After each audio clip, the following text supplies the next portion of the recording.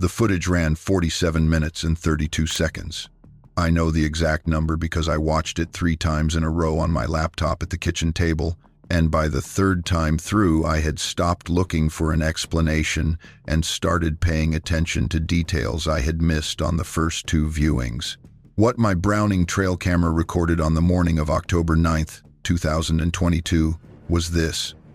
A Bigfoot walked out of the cedar timber on the ridge behind my property in Shannon County, Missouri, crossed about 60 yards of open ground in the gray light before sunrise, and sat down directly in front of my camera. Not near it. In front of it, the way a man sits down in front of a camera on purpose. It lowered itself to the ground with slow care, pulled its knees up toward its chest, settled its weight the way you settle when you intend to stay for a while, and looked at the lens. It sat there for 47 minutes and 32 seconds. It never looked away for long. 2 days later, I wiped the card. I did it myself, standing in my own kitchen, with my neighbor Patty Dunlap watching from the chair across the table. And I have not had a night since that I did not wake at some point thinking about what I erased. Before we get into it, let me know where you're watching from and if you've had an encounter like this. My name is Floyd Sims. I am 68 years old, and I have lived within 20 miles of Eminence, Missouri, for every year of my life, except 3 I spent at Three Rivers College in Poplar Bluff, trying to become an electrician, which did not take, and 1 summer working on a potato farm in Idaho when I was 22 and completely broke. I came back to Shannon County in 1978 and have not left for more than a week at a stretch since. I do not say that with pride exactly. It is just a fact about who I am and how I have lived. Eminence sits in the hill country of the Missouri Ozarks where the Current River and the Jack's Fork come together. If you have never been to this part of the state, the shortest accurate description I can give is that it looks as much of Missouri looked before the roads and the farming changed the shape of things. The ridges run in long rows covered in post oak and black oak and shortleaf pine, with cedar-choked hollows between them and limestone springs pushing cold water out of the bluffs even in August. Water so cold it will ache your hand in under a minute. The Current River draws canoe traffic from spring through fall, and the float trade is about the main source of outside money coming into the county. But once you get a mile or 2 off Highway 19, the pavement ends and the gravel begins, and the gravel thins down to 2 ruts through the timber, and you are as alone as you can get in the lower 48. I grew up on this ridge. My grandfather homesteaded the property in 1922, and my father was born in the house that stood where the current one stands, and I was born in a bedroom of that same house in 1956. My father ran cattle on the ridge until the cattle market quit paying for small operations, and then he sold the livestock and took a job at a lumber yard in Eminence while he built up the hardware store that would eventually become what I spent 30 years running. I learned the land as you learn things when you are a child left to range it freely, and the only rule is to be home by dark. I knew where the bears denned on the south face. I knew which hollows stayed wet through August and which went dry by July. I knew every spring on the property and on the national forest land to the north, and I knew both the sound the wind makes when it comes through shortleaf pine and the different sound it makes when it comes through oak, and I knew both of those sounds the way I knew my own name. I ran a hardware store in Eminence for 30 years. Sims Hardware, on the north side of town, which I inherited from my father, who had taken it over from his mother when he came back from Korea in 1954. The store had been on that corner since 1931. The people of this county trusted that store the way they trusted the post office. I was open 6 days a week, and I knew the names of the children of people who had bought their first box of nails from my grandmother, and I knew which farms used which kind of fencing and which roads were rough enough to snap an axle after a wet spring. You learn a county from behind a hardware counter in a way you do not learn it any other way. I closed the doors in 2015, when my knees told me I was finished carrying inventory up from the basement. My wife Donna had been asking me to retire for 5 years before that, and she had been right, as she nearly always was about practical matters. Donna passed in the winter of 2018. A cancer that moved fast enough that we had about 14 months from the diagnosis to the end, and I am grateful for those 14 months even knowing how they finished. We said what needed to be said. She grew up on this ridge, in the same house we lived in together for 36 years. A 3-bedroom frame house her parents had built in the 1950s. She left me the house and the 47 acres and the memory of what it was to be married to a woman who knew her own mind, and I have been doing my best with all 3 since. The hardware store meant more than commerce to the people of this county. In a place without a hospital or a veterinarian's office within 30 miles, the hardware store was where you learned who had what kind of fence trouble, and who was dealing with a failed well pump, and who was behind on their property maintenance in ways that might indicate they needed checking on. I knew the names of the children of people who had bought their first box of nails from my grandmother, and I knew which farms used which kind of fencing, and which roads were rough enough to snap an axle after a wet spring. You learn a county from behind a hardware counter in a way you do not learn it any other way.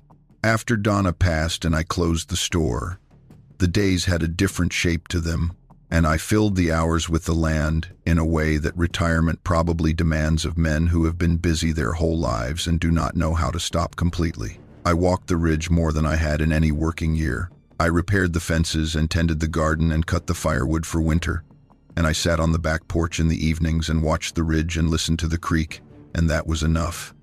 It was more than enough. Quick thing before we get into it. I have a book coming out. It's called the Bigfoot Codex. It's a compilation of all my research and findings.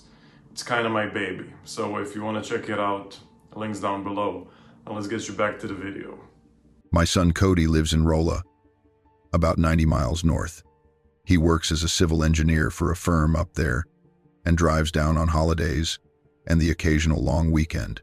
He has been asking me to move closer to town since his mother died, and I have been declining with the same quiet firmness I have brought to that conversation for 6 years now. The 47 acres back up against Mark Twain National Forest on the north and east sides. On the west, I share a fence line with Patty Dunlap, who has been on the adjacent property going on 40 years. On the south side, there is the county road and then more private timber running down toward the current river. The ridge behind the house is mostly old-growth oak with shortleaf pine on the steeper north-facing slopes, and there is a seasonal creek that cuts through the bottom of the hollow about 300 yards from my back door. That creek runs clear when there has been rain and goes dry by late July in a dry year. The limestone in these hills is karst country, full of caves and sinkholes, and the creek disappears into a sink partway down the hollow and comes out again as a spring about a quarter-mile lower before it joins the river drainage. I have walked that ground since I was old enough to follow my father into the timber. I walked it with my father, and after he was gone, I walked it with Cody when he was young enough to want to spend Saturdays in the woods. And after Cody grew up and moved north, I walked it alone.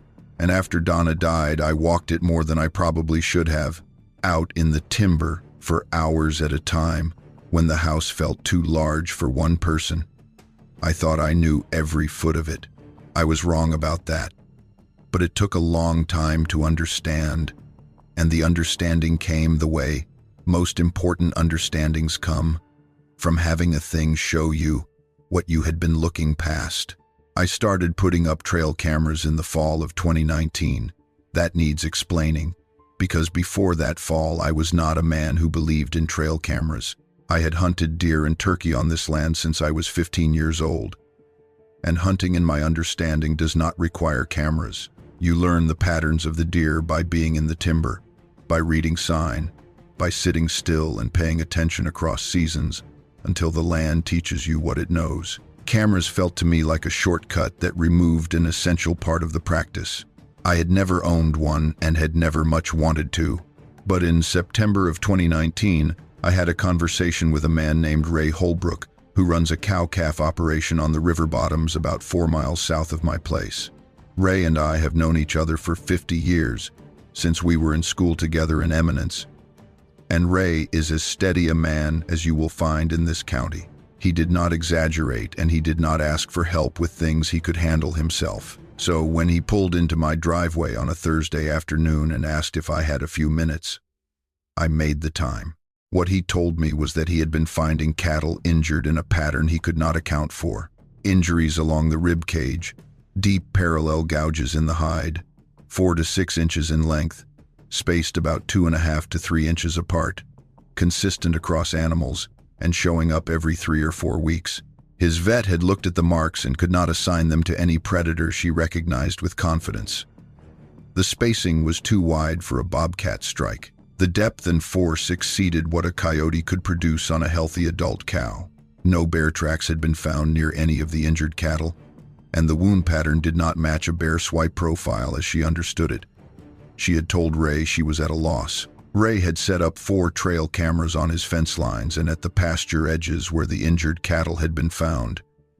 He had been running them for 3 months. He had footage of deer and turkey and raccoons and 1 young black bear on 3 separate nights, and none of that was what he had driven over to show me.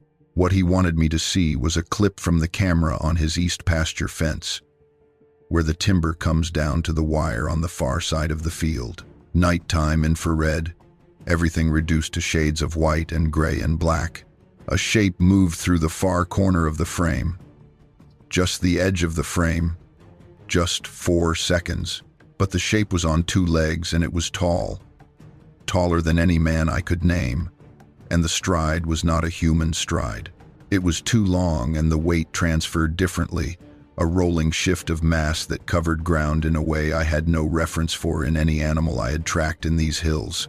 It crossed the corner of the frame and was gone. Ray looked at me after the clip ended and said, "Floyd, in my whole life I have never seen anything move like that." He looked at me as a man looks when he is not asking for an opinion, but for confirmation that he is not out of his mind. I told him I did not have an explanation for what I had just watched. We sat in his kitchen for a while without much to say. Then I drove home. I drove home slowly that afternoon. 4 miles of county road between Ray's River Bottom Farm and my ridge, and I took the long way around past the National Forest trailhead on the north end of the county so I could look at the tree line from the road. I have no idea what I expected to see from a moving truck in the early evening. A silhouette, maybe. I saw timber. I saw the limestone bluffs showing through the oaks in the late light. I saw a hawk working the field edge and a pair of crows moving south toward the river. Nothing I was not supposed to see. I drove home and sat at my kitchen table for an hour before I made supper, thinking about 4 seconds of infrared footage and a stride pattern I could not account for. I ordered 3 Browning Strike Force cameras that week from a sporting goods store in Rolla. I told myself I was setting them up to track the deer herd on the north slope. That was true as far as it went. I placed the first camera on a white oak at the edge of the timber where it meets the open ground behind the house. Aimed at a deer trail I had been watching for 30 years. A trail worn smooth by half a century of consistent deer traffic, the same route through the same gap in the timber that the deer had been using since before I was old enough to notice it.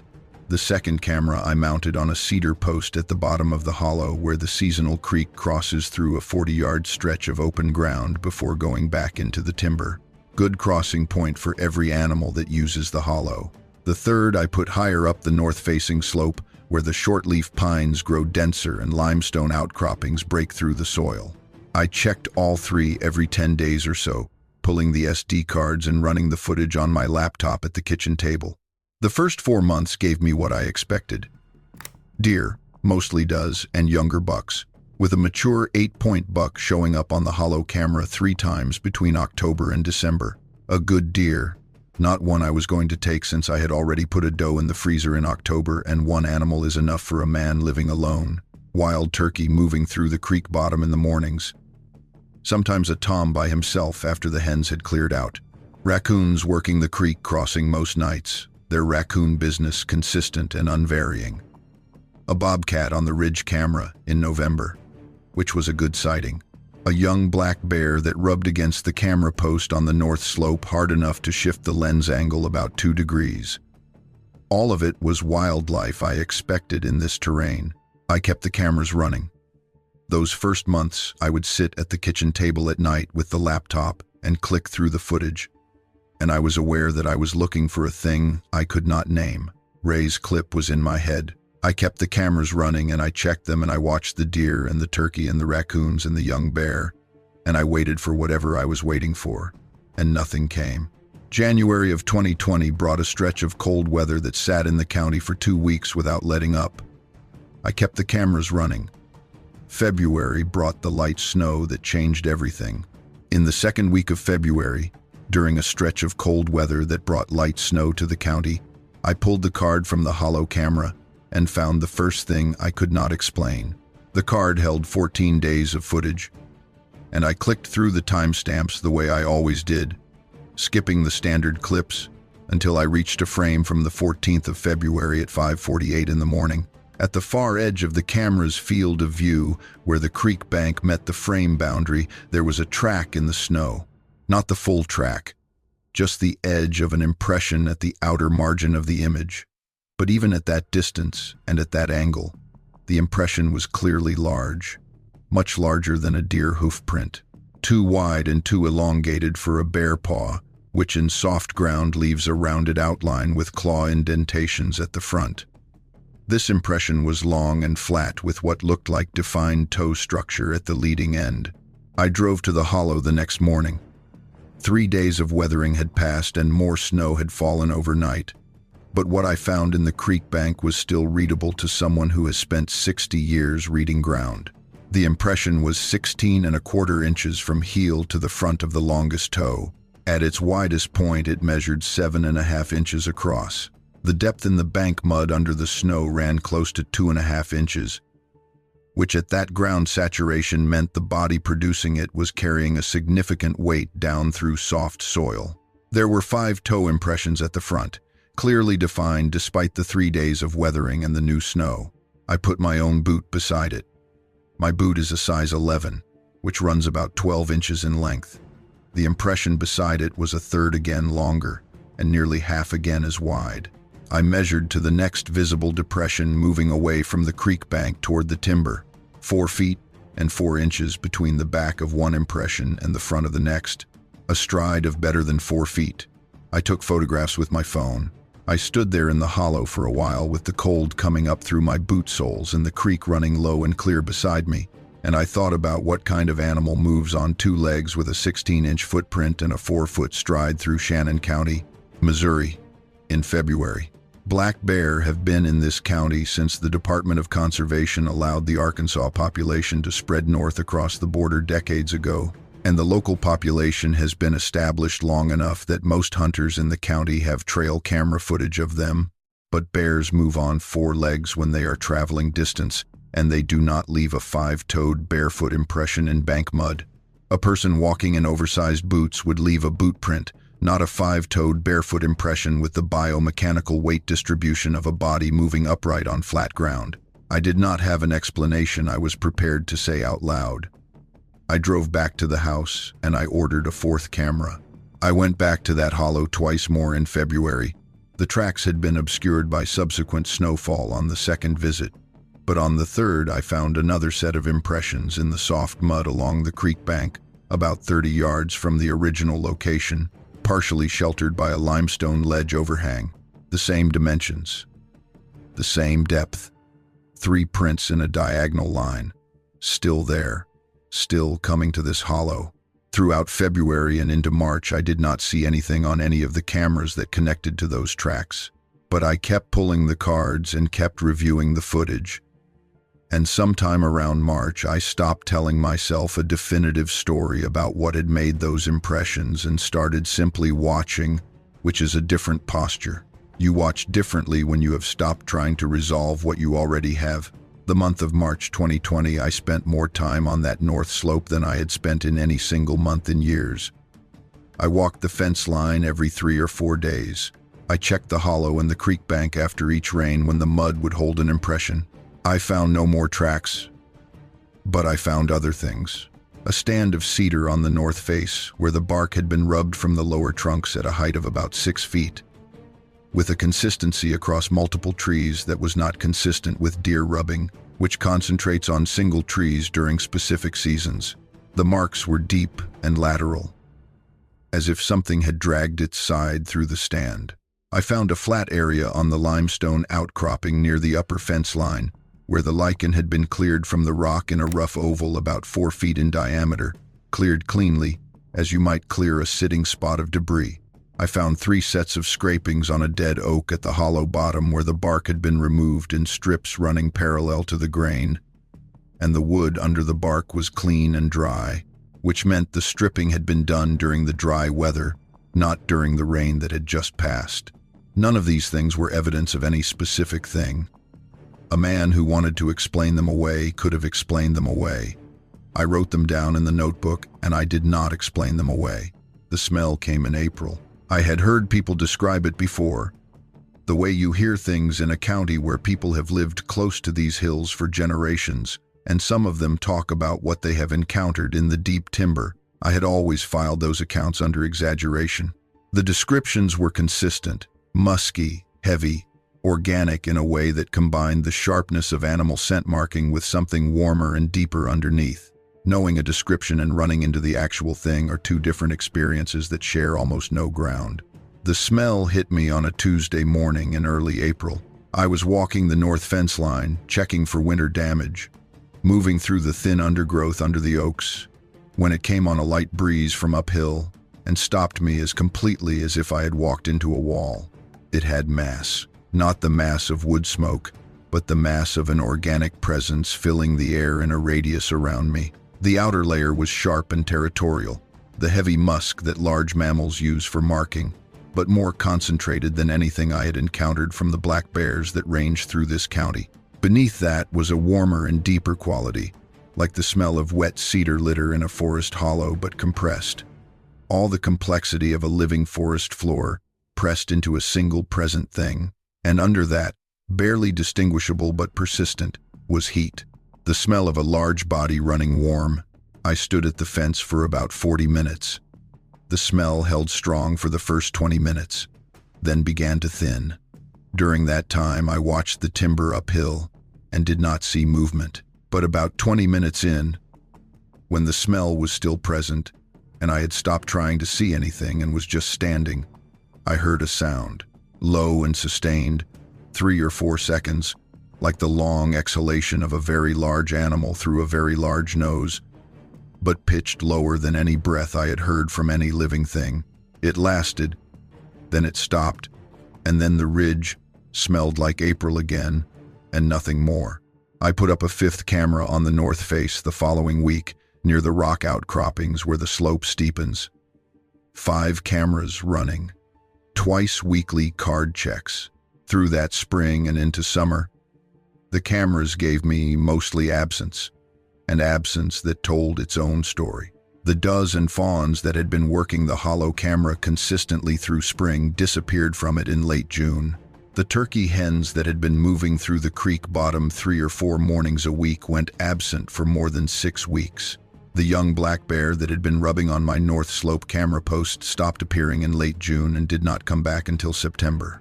The ridge went quiet in a way that felt less like seasonal dispersal and more like a choice being made by the animals that knew the ridge far better than I did. In September, the deer came back, but the mature 8-pointer returned on a different route than he had used the previous fall. He had been crossing the hollow on a diagonal that cut across the open stretch between the creek and the far timber edge. Now he moved along the creek bank, tight to the water, keeping the creek between himself and the north slope. He moved faster through the open stretch, and he stopped more often to look north. Ears swiveling toward the ridge, deer watch their backs. That is basic to their survival. But the direction a deer watches when it pauses tells you where it believes a threat is living. This buck was watching the north slope. Every time he stopped in the hollow, his head came up toward the ridge and his ears tracked north. He had recalculated his route around a presence he had incorporated into his map of this hollow, and the presence was to the north. In December of 2020, I found the structures in the hollow. I want to be careful about that word, because structures could suggest more than what I found. I had been walking the north slope, checking a section of fence that a wind event had taken down in November, pushing through stands of cedar that I did not enter often because the ground in that area stayed wet most of the year and the footing was poor. A hollow ran between two limestone outcroppings, sheltered on three sides by the ridge and on the fourth by a bluff face about 12 feet high. I had been through this hollow a handful of times across the years and had always found it unremarkable. On December 14th of 2020, it was not unremarkable. Against the base of the limestone bluff, 3 structures had been built from tree branches.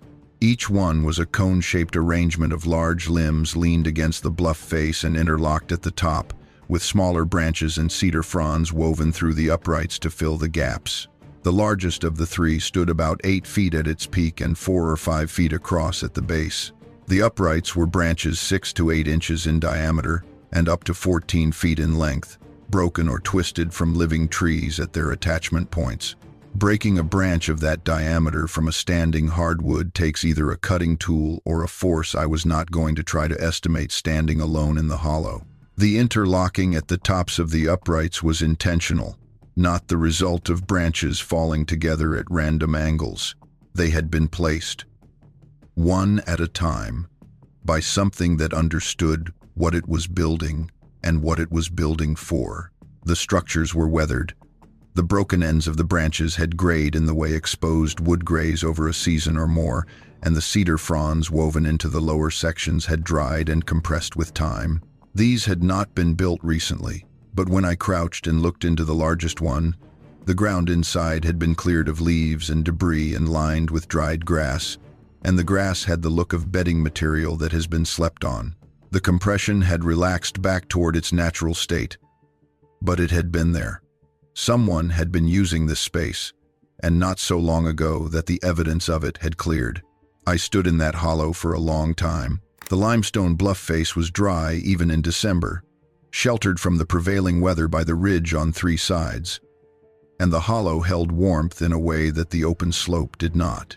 It was, from the perspective of a large body that needed to shelter on this ridge in all weather, a well-chosen location. Sheltered, dry, with good visibility of the approaches from the south and west, and that bluff face behind holding the cold off through the night.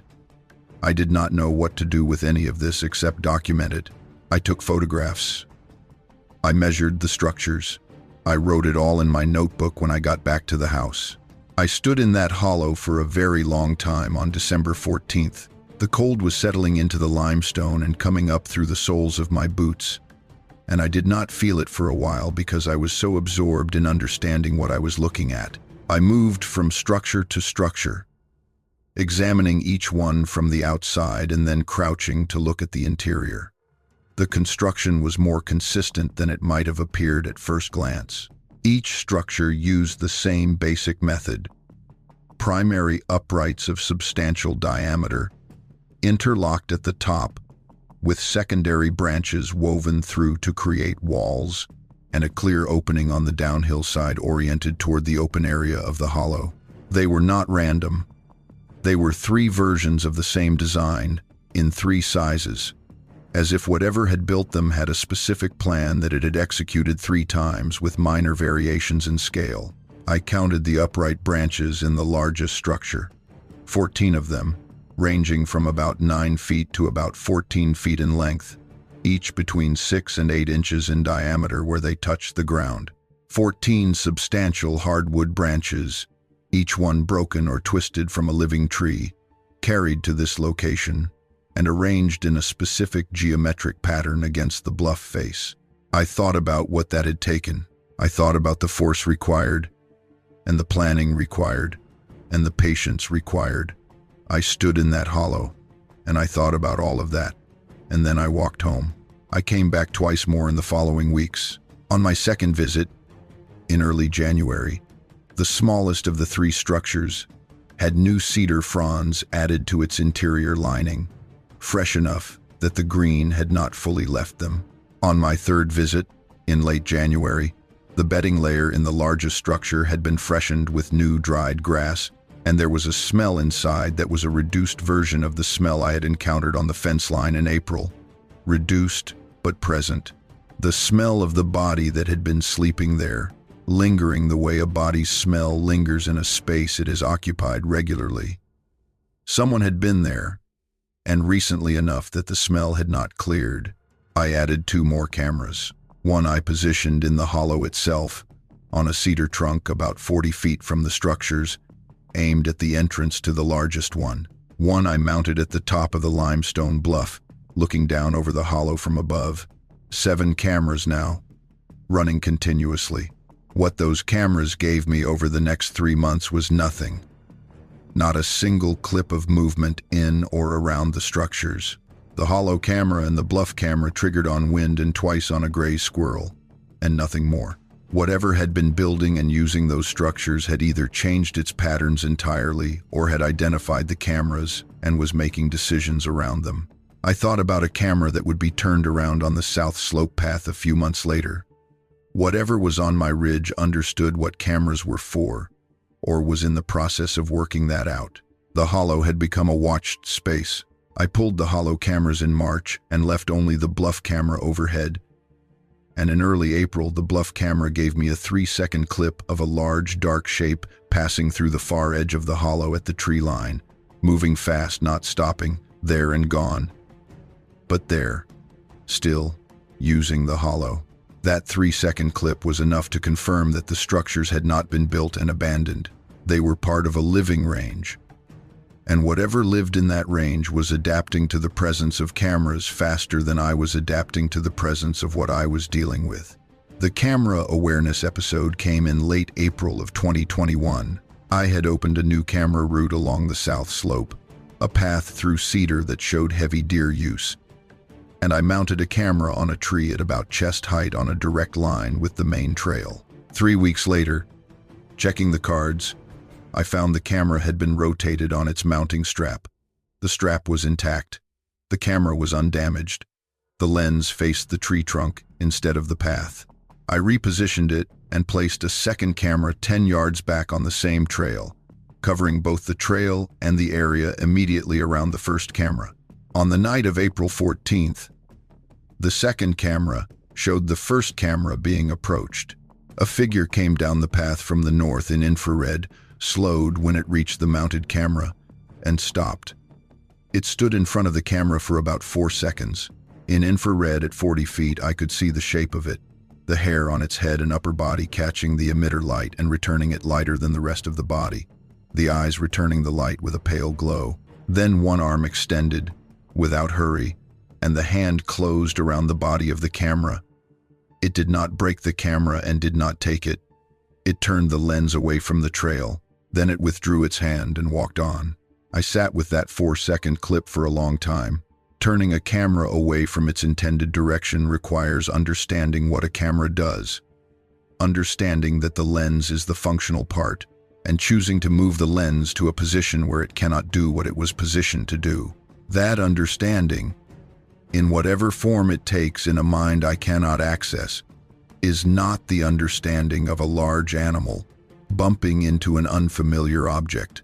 It is the understanding of something that has thought about the camera, identified its purpose, and decided to counter it. Whatever was on my ridge understood that it was being watched. And on that particular trail, it had decided it preferred not to be. The vocalization came in August of 2021. I have tried many times to describe it accurately, and I will try again here, knowing that no description I have worked out fully captures what I heard.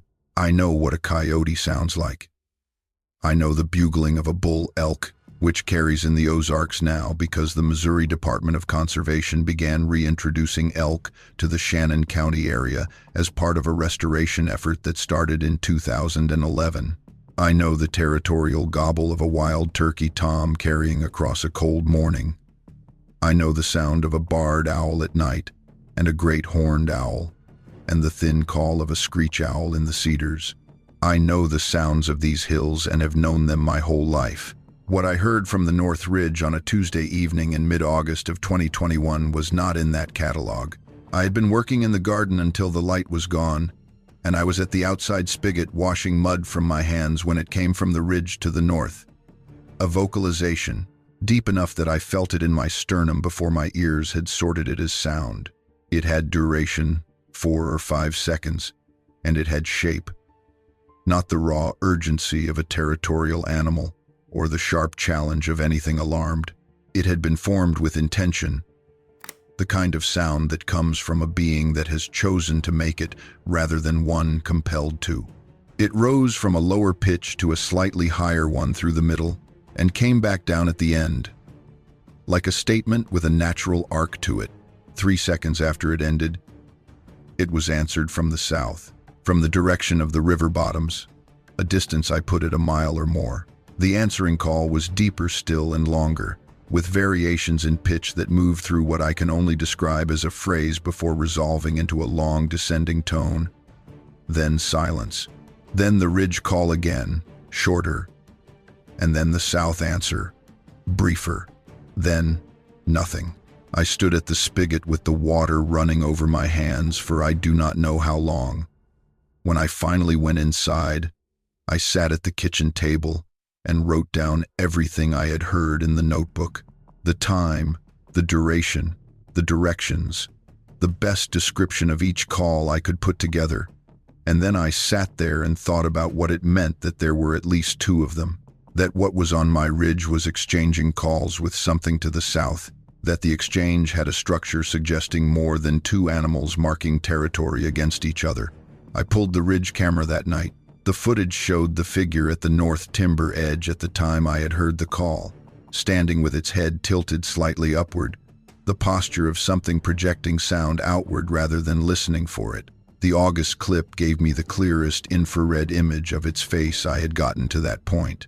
The brow ridge was pronounced, that heavy shelf of bone over the eye sockets casting the deep-set eyes into shadow, the eyes returning the emitter light with a dark gleam.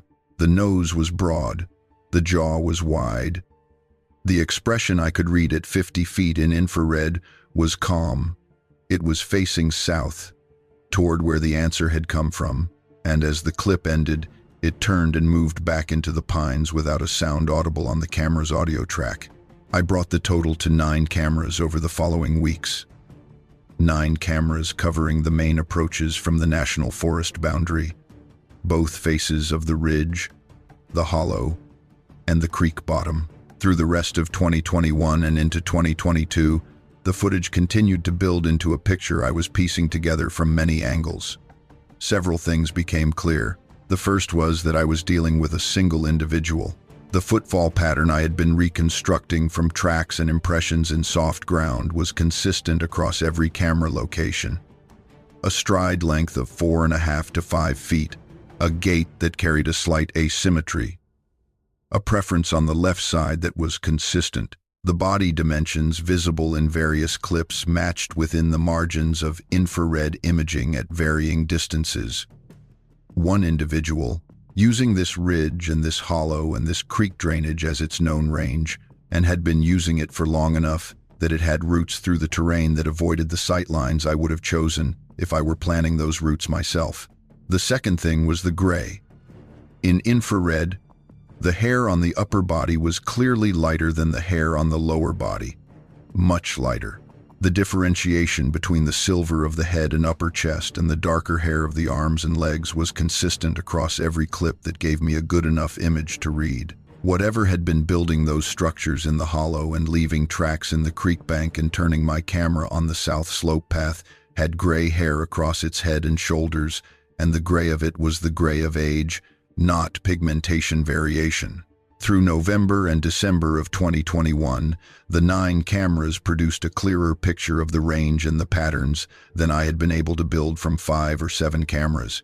The figure worked the north slope and the hollow and the creek bottom in a rotation that suggested it was moving between known resources in a pattern it had used long enough that the pattern was settled. Monday or Tuesday on the north slope near the rock outcroppings. Thursday or Friday at the creek bottom. Weekends in the deep timber that the bluff camera could just barely reach the edge of. This is an oversimplification, but it is what the 9 cameras showed me when I aggregated the footage into a timeline. A large, solitary being moving through a defined territory in a rotation it had built across years of living in this specific piece of ground. In late November, I found the rock cache. It was at the base of a limestone outcropping about 40 yards north of the fence line, inside the national forest boundary, and I found it because the bluff camera had shown me a still image of a shape that appeared to be bracing against the outcropping, and I had gone out to see what I could find. The cache was a depression in the rock about 2 feet in diameter, sheltered from above by a rock overhang, and inside it were stored items. A stack of flat limestone pieces that had been shaped on one edge into something like a cutting surface, a bundle of dried plant material tied with grass, and 4 large bone segments I could not immediately identify, but that appeared to have been cleaned and stored with care. I photographed everything and left it undisturbed. I went back to the house and I wrote in the notebook for a long time. In October of 2021, about 2 months after the call and response, one of the cameras on the south face caught a clip of the figure moving through a gap in the cedar stands at dusk, and in this clip I could see it for the first time from a direction that showed me both the scale of it and the gait in enough detail to confirm what I had been gathering from all 9 cameras. The stride was long and smooth. The arms moved in counterbalance. The head was large relative to the trunk, and as it moved through the gap, it did something that stopped me cold when I reviewed the clip that evening. It paused at the far edge of the gap, and it looked back, not in alarm, not at a sound it had heard. It looked back in the direction it had come from, the same direction the camera was in, and it held that posture for about 3 seconds, and then it walked on, looking back as a person looks back when they want to see if they are being observed. I shut the laptop and sat in the dark kitchen for a while after that clip, and then I opened it back up and watched the clip again. The summer of 2022 was the driest the county had seen in several years. The seasonal creek in the hollow went dry by late June, earlier than usual, and did not run again until September. The springs held, as they always do in karst country, but the surface flow was gone from the hollow through most of the summer. The camera footage from the hollow and the creek bottom dropped off as the wildlife shifted their patterns toward the spring-fed water farther down the ridge and along the current river. The figure on the ridge went absent from my cameras for about 6 weeks in July and August. The North Slope camera caught nothing. The ridge camera caught nothing. The bluff camera above the hollow caught nothing. I assumed it had shifted its range in the dry period, following food or water into the deeper forest lands to the north and east, where Mark Twain National Forest runs for miles without a road. It came back in September. The first sign was the smell, on a morning when a front had pushed through overnight and cleared the humidity out of the air. I was walking the north fence, and the smell came out of the timber at me from the north side of the fence, full strength, as present as the first time. I stopped and looked into the trees and said out loud, "To no one. Back from wherever you went." I said it anyway. The cameras caught it on September 14th and again on September 29th. The September 29th clip was the best footage I had gathered in 3 years of cameras. The North Slope camera caught it at about 35 feet for a full 22 seconds as it moved through a gap in the timber at an angle to the camera lens, giving me a partial profile view. 22 seconds at 35 feet was more than I had gotten in any previous clip combined. The stride on the rocky slope was smooth in a way that spoke to decades of moving on that terrain. The weight transferred front to back, without the bobbing that characterizes most animals walking on broken ground. The arms moved in counterbalance, longer than a person's, and with a more pronounced swing at the shoulder. The head was large relative to the trunk, but not out of proportion given the overall scale. The height, using trees I knew in that part of the slope as reference, ran between 8 and 9 feet. But it was the hair in that September clip that confirmed what I had already understood from the previous footage. The upper body hair was clearly lighter than the lower body hair, catching the infrared emitter and returning it while the darker hair on the arms and legs absorbed the light. The hair across the head and shoulders and upper chest was the color that dark hair goes when it has had many years to go gray, working toward white at the temples. I went back and looked at every previous clip with the gray visible, going all the way to the October 2020 footage from the timber edge at 100 feet. Even at that distance, that first fall, the gray had been there. It had been there before I started looking for it. I had been looking at an old being since the first clear footage I had, and I had not let myself say it plainly until the September 29th clip made it impossible to say anything else. I spent the first week of October going back through my notebook, rereading everything I had written since February of 2020, and I noticed a thing I had not noticed when I was writing it. In every note about the smell, in every description of the vocalizations, in every observation about the roots and the structures and the camera awareness, I had been circling the same center without naming it. The being on my ridge was not just present, it was present in a way that had the quality of being at the end of a long habitation of a place, using a known territory, with the economy of a body that can no longer afford waste, settling into the terrain in the way a very old person settles into a chair they have sat in for 50 years. The structures, the roots, the patterns, all of it was the mark of a body that has been in one place for a very long time and has run out of reasons to go elsewhere. I drove to the library in Eminence on the afternoon of September 30th, the day after I had watched the September 29th clip for the first time. The library has internet access on 3 computers in the back corner, and I used one of them to look up research on the aging patterns of great apes and on the genetics of hair pigmentation in large mammals, because those were the frameworks I had available to me and because I needed some kind of vocabulary for what I was seeing on the North Slope camera. What I found confirmed what I already understood at a practical level. The transition from dark hair to gray hair in the upper body before the lower body is a pattern associated with age in the great apes, and the silver hair of an adult male gorilla or chimpanzee is a marker of maturity and age that serves a social function in their groups. I closed the browser and drove home. I had not found anything I did not already know. I had just confirmed that what I was looking at had the same biological logic as what the science described. I checked the cameras on October 1st and found standard footage. I planned to check them again on the 10th. Between October 1st and October 9th, I did not think about anything I could do to change what was on that ridge. I could not make it younger or healthier or change what its presence on my cameras for 3 years had told me about where it was in its life. I could only watch and wait and keep the cameras running and hope that whatever it was going to do next, I would be there to document it. On the morning of October 9th, I woke at 5 and could not get back to sleep.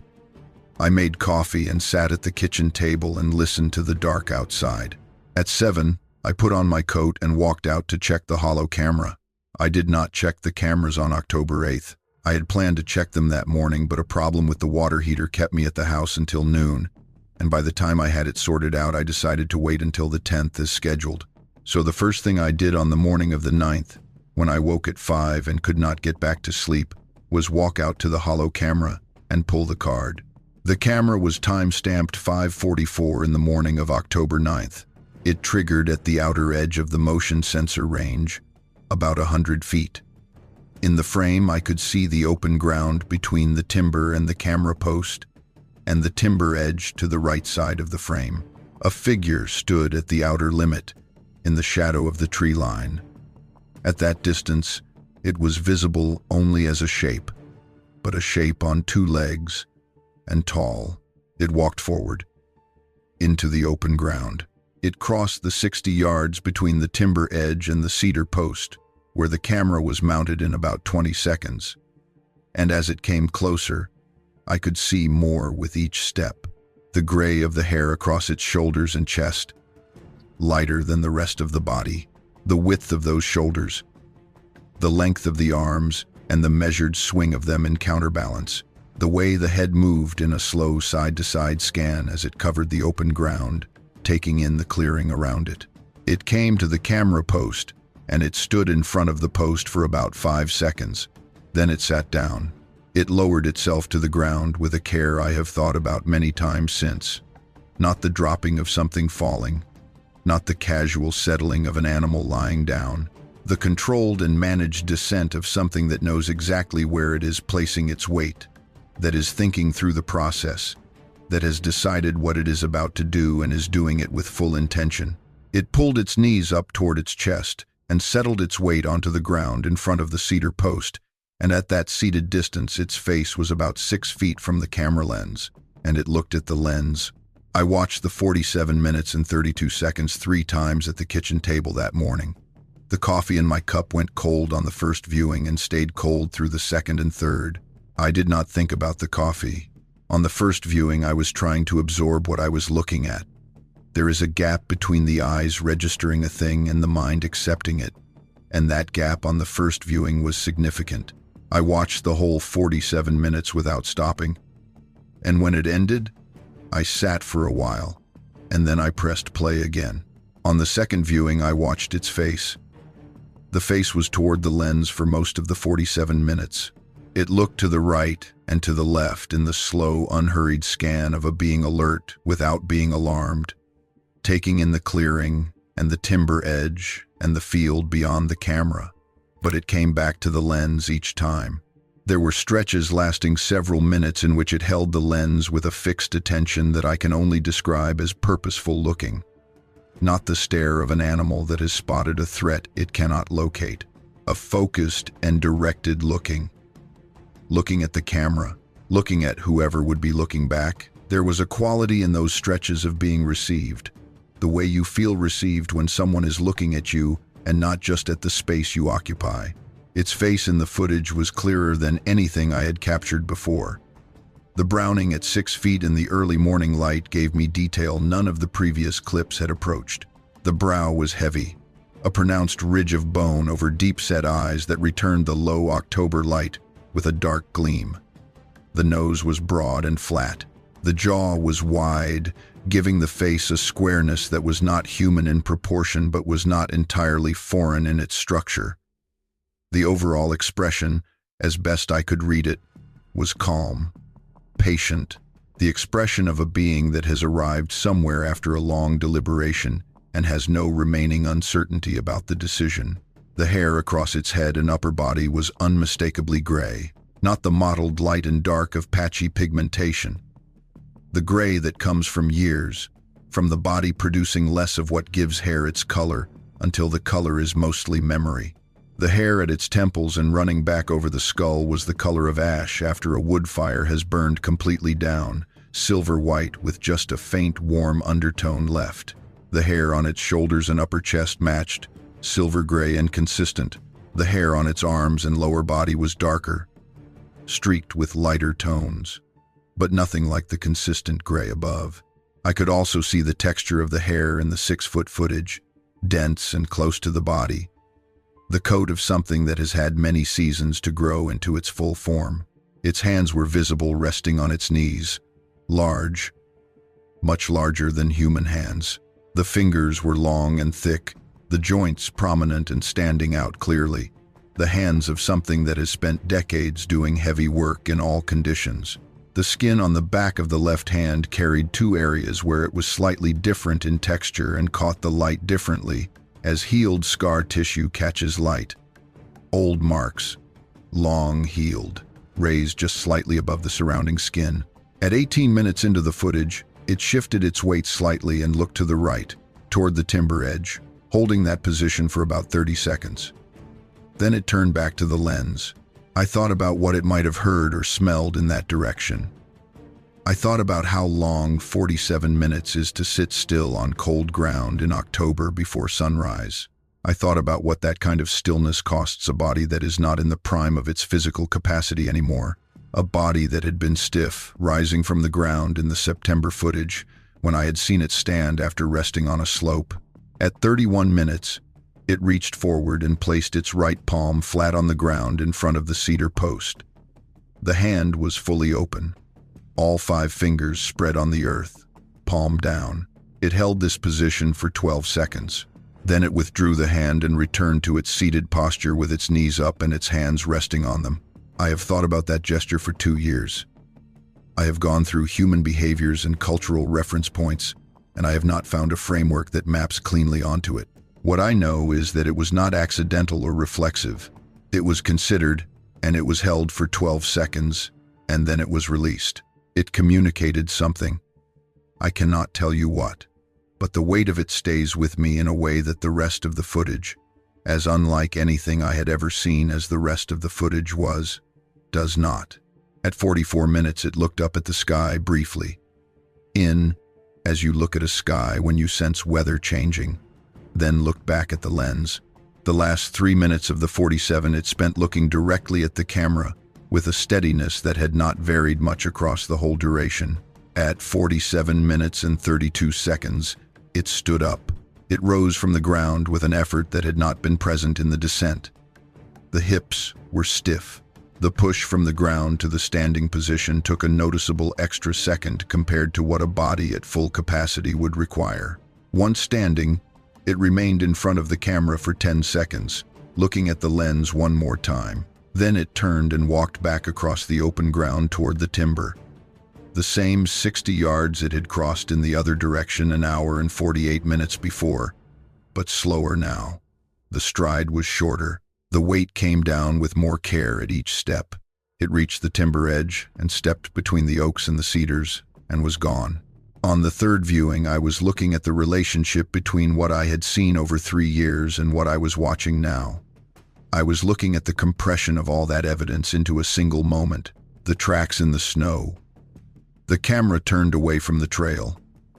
The calls answered from the south. All of that had been building towards something. And the something was this: a being that had been making decisions about whether and how to be seen. Across 3 years of watching and being watched, had made a final decision. Not under duress, not in confusion, with the same consideration that it had brought to every previous decision in those 3 years. At 24 minutes into the footage, it blinked. I caught it on the third viewing. A slow double blink that lasted about a second. It was the most human gesture in the entire 47 minutes, and I do not know what made me notice it on the third viewing when I had not noticed it on the first 2, except that by the third viewing I was watching very carefully. A slow, heavy, unhurried blink. The eyes came back to the lens and did not leave it again for several minutes. I thought about the 2 areas of healed scar tissue on the back of its left hand. I thought about what kind of life produces scars in those places on a body of that size. Not a fight, not a wound that would have required surgical attention. The kind of marks left by the slow accumulation of hard physical work in terrain that does not give ground easily. The marks of a working life in those limestone hills, a life spent doing what the hills required of a body that had committed to them. I have watched a lot of trail camera footage across 3 years. I have watched deer and bear and bobcat and turkey and raccoon. Hundreds of hours of ordinary wildlife doing ordinary things in ordinary terrain. I know how animals behave on camera. The particular alertness or indifference or curiosity that they show when they have or have not registered that the camera is there. Most animals register a camera as an unfamiliar object and investigate or avoid it or ignore it entirely. A few animals, after repeated exposure, stop registering it at all and move through the frame as if it were not there. What I watched in those 47 minutes was neither of those things. What I watched was a being that had registered the camera as a camera, that understood its function, and that had chosen, on that specific morning, to be recorded by it. Not incidentally, on purpose. I sat at the kitchen table with the footage paused on the last frame, the empty clearing with frost still on the open ground and the first full light of the morning just reaching the tops of the trees at the timber edge. I looked at the cedar post in the frame, and the empty ground in front of it, and the timber edge beyond. 3 years of cameras, tracks in the snow, structures in the hollow. A camera turned to face a tree trunk. The smell on the ridge in April and again in October. Calls answered from the south in August. 22 seconds of September footage that had shown me the gray of the hair and the length of the stride. And now, this. A being that had been on this ridge for a very long time, that had been aware of me and my cameras and my patterns for at least 3 of those years, that had adapted around the cameras and in one case directly countered them, had on a gray October morning walked out of the timber and crossed 60 yards of open ground and sat down in front of my camera and looked at the lens for 47 minutes. The notebook I had been keeping since January of 2020 was by October of 2022 close to full. I had been writing in it after every card check, every walk along the fence line, every observation that seemed worth recording. I had documented the February tracks and the April smell and the summer quiet and the December structures and the April camera incident and the August vocalization and the 9 cameras and the September footage and all the variations in the pattern across 3 years. When I pressed play on the October 9th clip, I already had the context for what I was watching. The 3 years of the notebook were the context. The footage was not a beginning. It was the culmination of a record that had been building since a February morning when I had crouched in the hollow and put my boot beside an impression in the creek bank mud.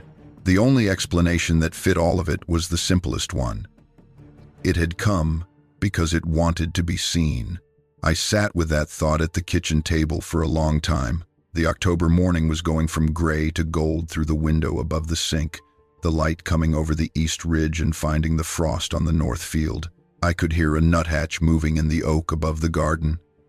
And beyond that, nothing. What I had on that SD card was footage that would end the public debate about whether beings like this existed in the forests of this country. I had spent 3 years building toward it from tracks and structures and 9 cameras and a notebook full of dated observations.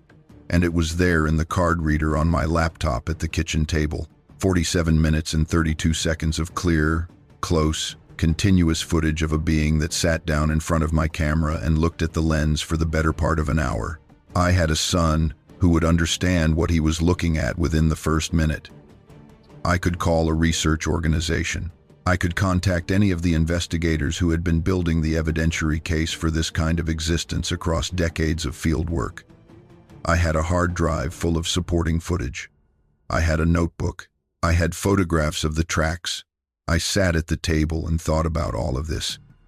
And then I thought about the gray hair and the stiff hips and the palm placed flat against the cold ground at minute 31 and the 10 seconds it stood looking at the lens before it turned to walk back, slower on the return, the stride shorter. And then I picked up my phone and called Patty Dunlap. She answered before the second ring. I called Patty. I told her I needed her to come over and look at something on my computer. She was quiet for just a moment. Then she said, "Is this about the ridge, Floyd?" 3 years of cameras and evidence I had not shared with a single person, and my neighbor across the fence had just asked me whether this was about the ridge.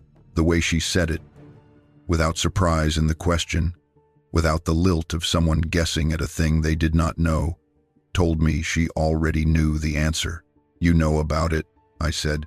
She told me to come over and show her what I had, and to put fresh coffee on. She was at my door 20 minutes later, wearing the canvas barn coat she has had for at least 15 years and the rubber boots she puts on whenever the ground is wet.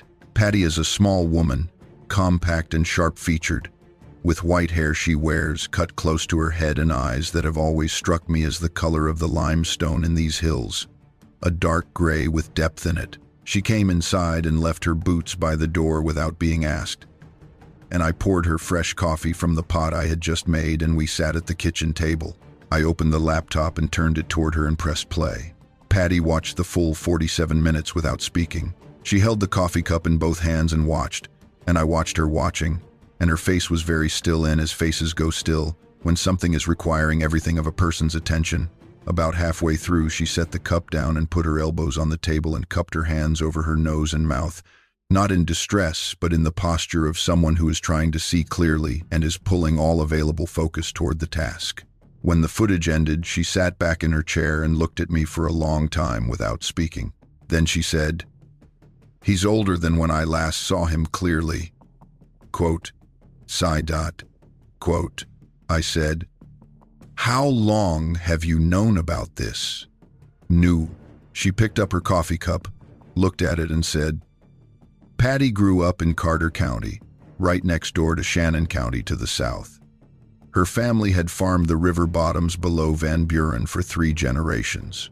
She had met Carl Dunlap in Eminence in the late 1970s, married him in '79, and they had bought the property next to what was then my parents' land in '82 when Carl had enough steady work in the area to make staying permanent.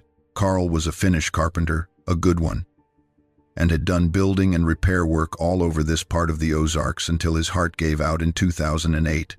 They raised no children.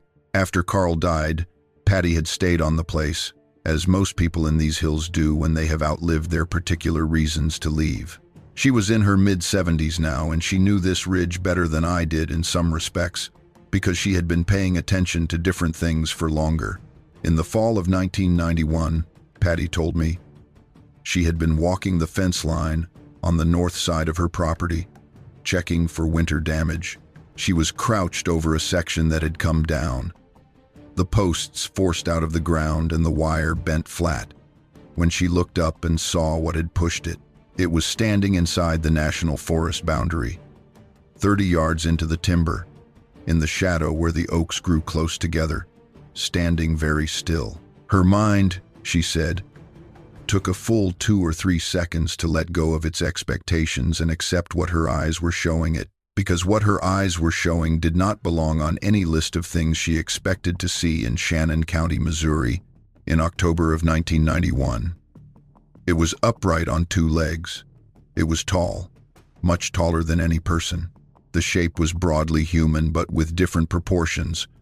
Arms that were longer relative to the trunk, shoulders that were wider relative to the height. It was covered in hair, dark against the lighter trunks of the post oaks behind it, and it held the motionless quality of a large animal in the wild that believes it has not yet been spotted, but it had been spotted. Patty said she looked right at it from 30 yards, crouching over her downed fence, and after those seconds of her mind catching up to her eyes, she stood up slowly and looked at it straight on, and it looked back at her. And there was a moment, she said, that lasted either 5 seconds or 5 minutes, depending on how she tried to measure it afterward, in which 2 beings who had not expected to be in this situation looked at each other across a downed fence in 30 yards and nothing further happened. Then it turned and moved into the timber, not with the crashing flight of a startled deer, with care and without much sound. She stood at that fence for a long time before she made her feet take her home. She repaired the fence section the next day, going back with new posts and wire, doing the physical work because the physical work kept her mind occupied. She did not tell Carl that night or the night after. She sat with it for 3 weeks before she found the words, and when she told him exactly what she had seen, without embellishment. Carl had listened and had not said much. He was a practical man who believed what his wife told him, and he had walked the fence line himself that weekend and found the post holes where the wire had been pushed down and the impressions in the soft ground at the forest edge, and what he found confirmed the telling more completely than any argument she could have made. Carl never saw it himself in the years before his heart attack. He walked those fence lines with her and he looked and listened with her through all those years. But what was on the ridge stayed beyond his range of perception even as it became a regular presence in hers. Carl had accepted this with the same pragmatic patience he brought to most things that could not be resolved quickly. He left offerings at the Rock Hollow with Patty in the evenings through the 90s, apple bags and dried corn and garden surplus, and he noted what was taken and what was returned, and he never pressed Patty to explain what they were dealing with beyond what she had already said.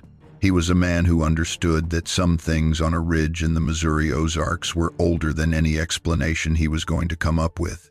The second sighting came in early November of that same year, 1991, at the same section of fence.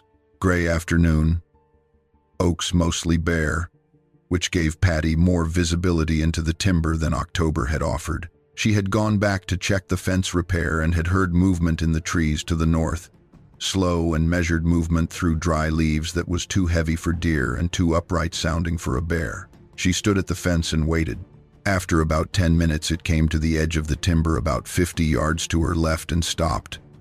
The same figure, the same stillness, and in the open November timber she could see the face.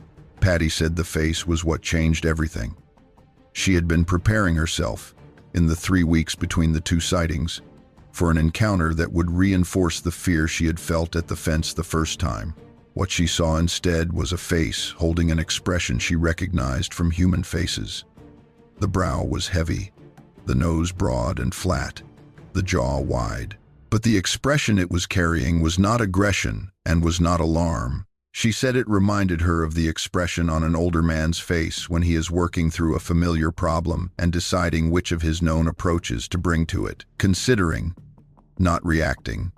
Considering. They looked at each other for about 30 seconds. Then it turned and walked back into the timber, and Patty walked back to her house.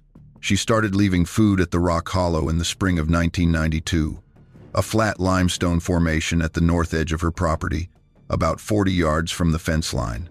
She started with apples, because they were what she had. She left a bag of them in the hollow of the rock one evening and came back the next morning and the apples were gone. She kept leaving them through that spring. They were always taken. In the summer of '92, she began adding other things alongside the apples. Garden surplus, mostly. A head of cabbage one time. Sweet corn when it came in. Dried beans, root vegetables in fall. All of it went. She developed a habit of leaving the food in the evening and checking before full light the next morning, and one August morning she saw a shape moving away from the rock hollow into the timber as she came through the gate, moving away from her. But close, closer than 30 yards. She kept the habit for 30 years, not every week, not with any rigid schedule, but consistently. In the winters, she left dried corn and stored root vegetables. In summer, she left garden produce and sometimes fresh meat from a neighbor's hunt. After Carl died in 2008, she found the practice was a comfort independent of whatever it meant to the recipient. Going to the rock hollow in the morning and finding the food gone was a form of contact, impersonal and indirect but regular, and regularity was what she was short of in the years after Carl. The exchanges changed across those 30 years. By the mid-90s, she had started finding things left at the rock hollow in return for what she brought. Not every time, and not on any schedule. A bundle of dried plants tied with grass. Plants she identified from her grandmother's herb knowledge as having medicinal properties. A flat piece of limestone with a pattern of indentations she could not explain.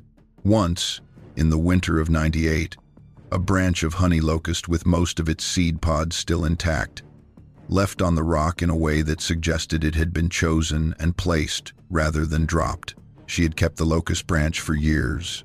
She could not fully say why. It sat on the windowsill in her kitchen for a long time, and she would look at it in the mornings while she made coffee and think about the hand that had placed it on the rock.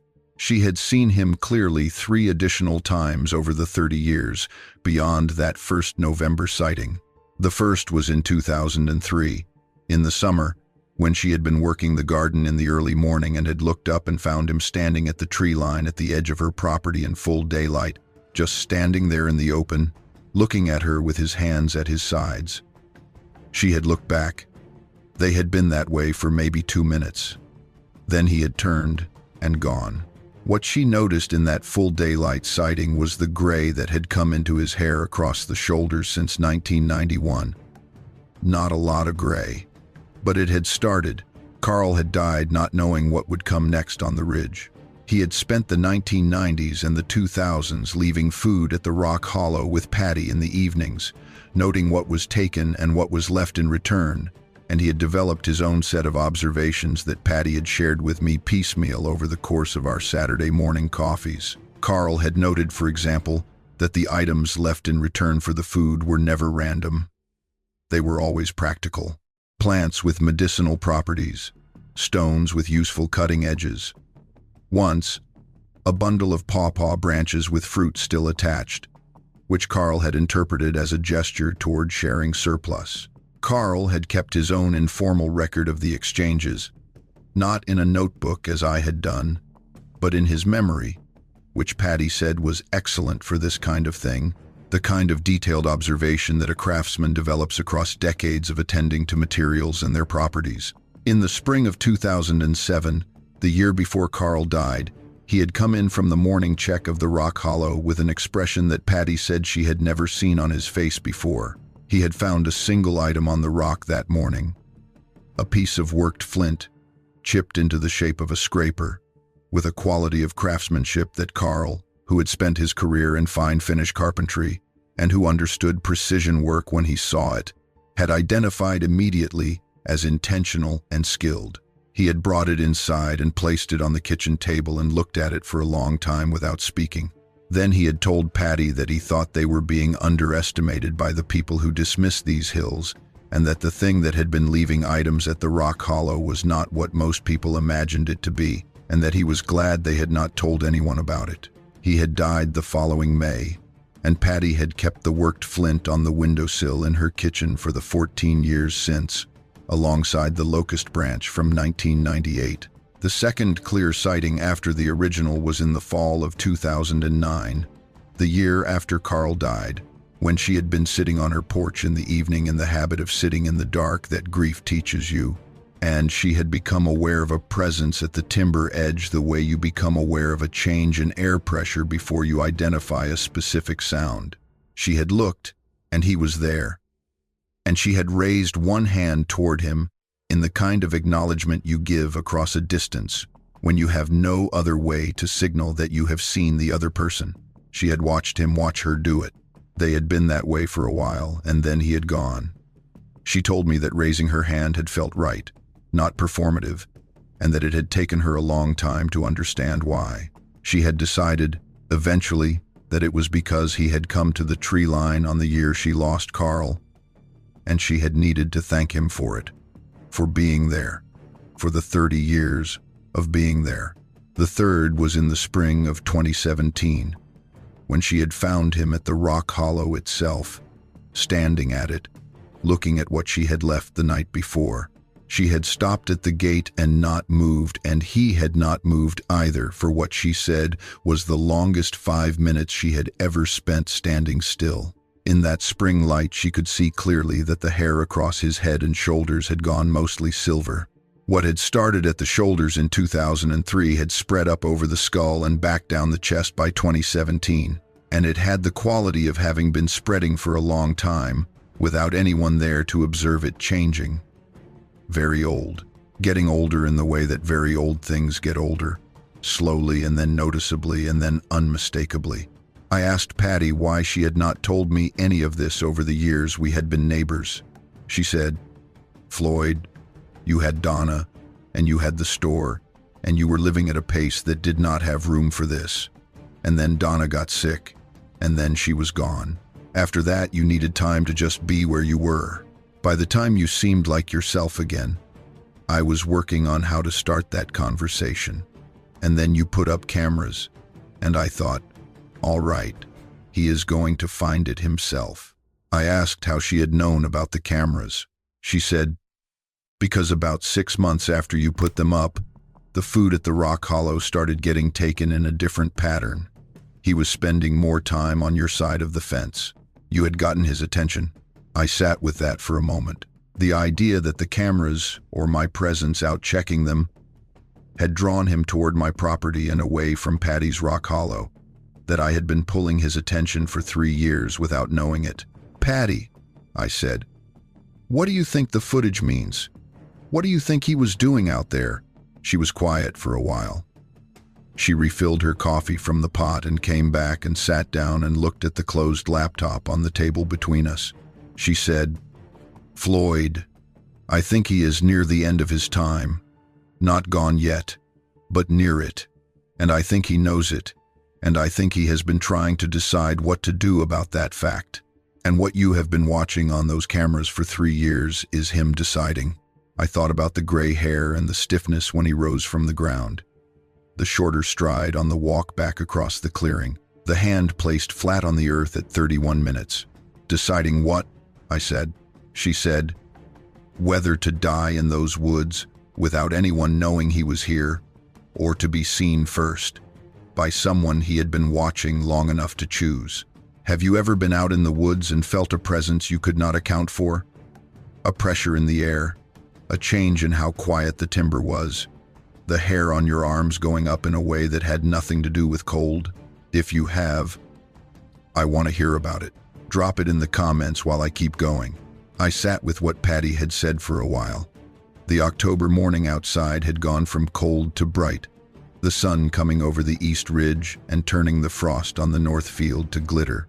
Through the kitchen window, I could see the cedar post in the clearing, 60 yards from the tree line, looking as ordinary as it had looked before 7 that morning. "What do we do with the footage?" I said. Patty did not answer right away. I said it again, after the silence had run long enough that I needed to break it. She said, "What do you want to do with it?" Quastum pended. What I wanted, in the immediate and honest sense, was to show it to someone. I had 47 minutes of clear footage of a living being that no government agency or scientific institution had ever officially confirmed existed, gathered on my own equipment on my own property. I had a son who would understand what he was looking at within the first minute. I could contact one of the research organizations that built their evidentiary cases on documentation like what I had. There were people who had spent their careers looking for what I had on that SD card. And underneath all of that practical momentum was a feeling of having been chosen. That 3 years of watching without pushing, of running cameras without bait or bright lights or any kind of enticement, of just being on this land consistently and leaving the ridge as I had found it, had earned a thing. That the old being on my ridge had made a specific decision about me, and the decision was to trust me with his image. When someone gives you something, the first instinct is to share it, to let the gift matter in the largest possible way. But I also sat at that table and thought about what sharing the footage would actually mean in practical terms for the ridge behind my house and the hollow with the limestone bluff and the structures settling back into the ground and Patty's rock hollow at the north fence line. I called Cody that afternoon, while Patty was still at the table. He answered on the second ring. I told him what I had found on the card. There was a silence on his end long enough that I said his name to confirm the call had not dropped. He said, "Tell me exactly what you have." With T, I told him again, in more detail. 47 minutes of video on a single Browning camera, single subject, walked out of the timber, under its own direction, sat in front of the camera, stayed for the full clip, did not leave until it chose to leave. I described the gray hair and the size and the hand placed flat on the ground at minute 31. I described the stiffness when it rose and the shorter stride on the walk back. He said, "Don't do anything with it yet. Can you give me a few days to think this through?" I said I could. He called me 2 evenings later. He had been building the picture the way Cody builds things, by working through all possible outcomes before committing to an assessment. What he laid out for me was not an argument for or against sharing. It was a description of what sharing would set in motion. Footage of this quality and duration, he said, would spread within hours of being uploaded anywhere or sent to any public inbox. It would be geolocated. The terrain visible in the background, the particular combination of limestone outcroppings and shortleaf pine and post oak in the Missouri Ozarks, was identifiable by anyone with a satellite mapping program and enough time. Shannon County would be named within days. Once Shannon County was named, people would come, not a few, hundreds, and then more, drawn by the footage and by the publicly accessible national forest land on the north side of the ridge, hunters with their own cameras, researchers and documentary crews, people who had been waiting their whole lives for this kind of confirmation. And when someone found the structures in the hollow, or the tracks, or anything else that extended the chain of evidence, the next wave of attention would be larger than the first. Government agencies would have no choice but to respond. The question of what the figure in the footage was would become a public question, a regulatory question, a question of land management and protected status and institutional authority. The answer to that question, whatever form it took, would involve the ridge and the hollow and the national forest boundary in ways neither of us could predict and I could not control. He said, "I'm not telling you what to decide, Dad. I'm telling you what the footage means once it leaves that card. You can always share it later. You can't unshare it. I thanked him and said I would think. After I hung up, I repeated what he had said to Patty, who had been sitting quietly at the table through my end of the call. She listened and nodded slowly and was quiet for a moment after I finished. Then she said what I have thought about every single day since. She said, "Floyd, he came and sat in front of that camera because he wanted someone to see him. He is old and he walked out into that cold morning and he sat on the ground for 47 minutes looking at the lens. And I think the question you need to answer is whether being seen by the whole world is what he wanted or whether being seen by you was enough." I looked at the laptop on the table between us. The card was still in the reader. I spent the night thinking. I walked out to the north fence before dark that evening, after Patty had gone home, and I stood at the fence in the October cold and looked into the national forest timber, and I thought about 3 years of evidence and 1 morning of footage and a palm pressed flat on the cold earth for 12 seconds. I did not see anything in the timber. I did not smell anything. I stood at the fence until my hands were numb, and then I walked back to the house and sat at the kitchen table again, and I sat there for a long time. I thought about what sharing the footage would set in motion in the specific and practical terms Cody had laid out. I thought about the convergence of people that would come to this county, to these roads, to this tree line. I thought about what it would mean for the hollow where the structures were still partially standing, for the rock hollow at Patty's north fence, for the ridge itself, and everything that had happened on it across the 30 years. Patty had been keeping track, and the 3 years I had been keeping cameras. And I thought about what Cody had not said, because Cody is not the kind of man who speculates beyond what the evidence supports. What I thought about, lying in my bed that night listening to the October wind in the oaks, was what the attention would mean for the being himself. He was old and he was slowing down and he was in the territory he had been in for longer than I had been alive. The attention that would come to this ridge, if the footage became public, would not come quietly or carefully or with any understanding of what it was approaching. It would come the way attention comes in the age we live in. Fast, without patience, and without any sense of what it might be displacing. The following morning I went out to the north fence again at dawn. Standing there in the cold, I understood that whatever I decided was going to be a decision I would carry for the rest of my life, and that the carrying would be different depending on what I chose. If I shared the footage, I would carry knowing that I had honored what he had done by making it visible to the world. And I would also carry what came after. If I wiped it, I would carry having erased evidence that the world needed, and I would also carry having honored what felt, in the cold light of that October morning at the north fence, like a specific and private act of trust. I went back inside and called Patty and asked her to come over again. I did not sleep that night. I want to be precise about that because I think it matters to the story. I did not experience the night of October 9th to 10th as a simple decision-making process.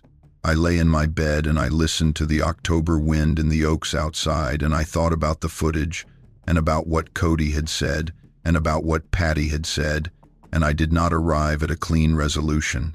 What I kept coming back to was the distinction Patty had drawn between being seen by the world and being seen by me. I had been thinking about the footage as evidence, as documentation, as a record that belonged to a larger public conversation. But Patty's framing had shifted the question. Not, what does the world need from this footage? But, what did he want when he walked out of those trees? I thought about the 9 cameras and the 3 years of clips and what they had shown me about how he had been making decisions across all of that time. He had not been random. He had been considered. He had turned the south slope camera away from the trail with the same care that he had lowered himself to the ground in front of the hollow camera. Both actions were the product of the same mind, working through the same question. What do I allow to be seen? And by whom? And when? He had been asking that question for 3 years. He had been living with the cameras on his ridge for 3 years and making decisions about what they recorded and did not record. And then one morning, he had decided to answer the question differently. I went out to the north fence at 5 in the morning on October 10th, before the light, with my coat and my boots and a flashlight I did not use. I stood at the fence in the dark and I looked into the national forest timber and I listened. Nothing came out of the timber. The ridge was quiet in the early October morning. Quiet in the way it is quiet before the birds start. A waiting quiet rather than an empty one. I stood there for about 20 minutes. Then I went back inside and called Patty and asked her to come over. I thought about Patty's 30 years. I thought about what it had cost her to keep that practice going for 3 decades without telling anyone, without any confirmation from outside sources, without any framework beyond her own direct experience and Carl's quiet corroboration. 30 years of leaving apples at a rock hollow. 30 years of checking in the mornings. 30 years of receiving whatever was left in return and keeping that record in her own way. She had not shared it because sharing it would have changed it, would have brought into it all the apparatus of public attention and institutional response, and whatever was happening at that rock hollow was not built for that apparatus. It was built for 2 beings across a fence, over a long time, in the specific and particular terrain of these hills. What he had done on October 9th was not the same as what Patty had been doing for 30 years, but it was built on the same logic. He had identified a specific person. He had observed that person across time. He had made a judgment about what that person was and what could be trusted to that person. And then he had acted on that judgment. I was not a scientist. I was not a researcher or an investigator or anyone with a credential that would carry weight in the public conversation this footage would generate. I was a retired hardware store owner from Eminence who had lived within 20 miles of this ridge for 68 years. That was what he had had 3 years to observe. That was what he had decided was sufficient.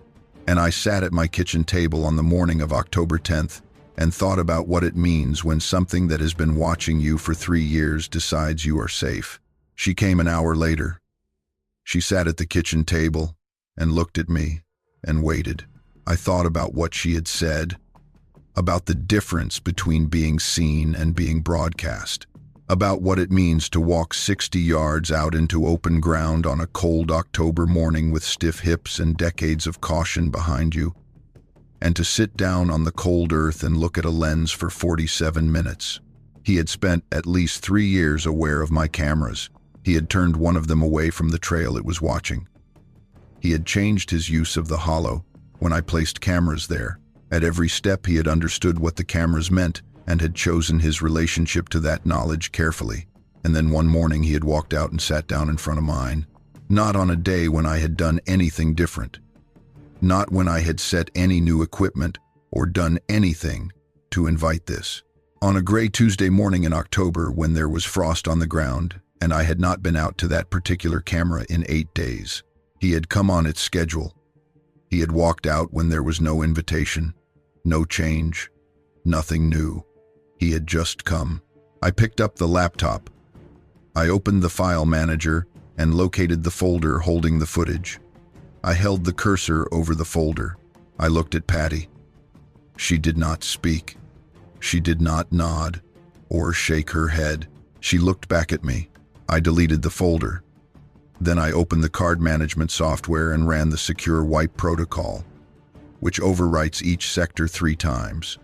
The progress bar moved across the screen, 4 minutes and 17 seconds. When it finished, the card was blank and clean. Patty and I sat at the table for a while after without much to say. She helped me wash the cups. Then she put on her rubber boots at the door and her canvas coat and walked home through the side gate between our properties. And I watched her go from the kitchen window, and I stayed there for a while after she had gone inside her house.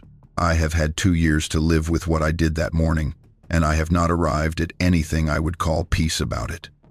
What I have arrived at is acceptance, which is a different condition. I accepted the choice because I made it, with both eyes open, knowing what I was erasing and understanding why I was erasing it. The understanding does not lift the grief.